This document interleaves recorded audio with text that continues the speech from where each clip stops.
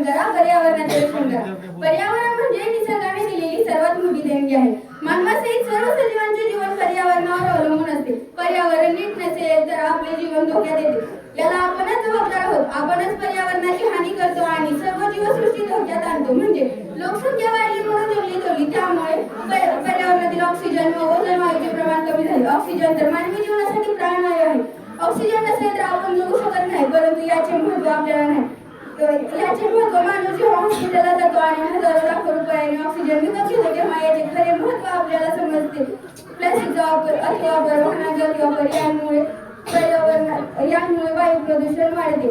मोठमोठ्या कारखान्यातील दूषित पाणी नदी नाल्यांमध्ये सोडले जाते, त्यामुळे जल प्रदूषण वाढण्यास मदत झाली. याचबरोबर अनेक हानिकारक उत्पादने वाढली. या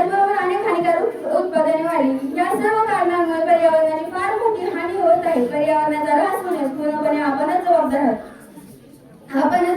पर्यावरणाचा ऱ्हास न होणे व पर्यावरणाचा समतोल राखण्यासाठी आपल्यालाच प्रयत्न करायला पाहिजे.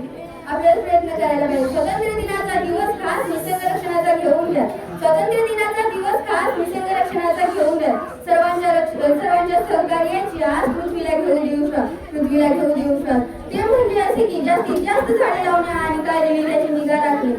त्यामुळे सर्वांना शुद्ध हवा मिळेल आणि पावसाचे प्रमाणही वाढेल. त्यामुळे पाण्याची कमतरता भासणार नाही. प्लास्टिकचा वापर करण्याऐवजी कागदी किंवा कापडी पिशव्यांचा वापर करावा. प्लास्टिकचा वापर करणे टाळावे.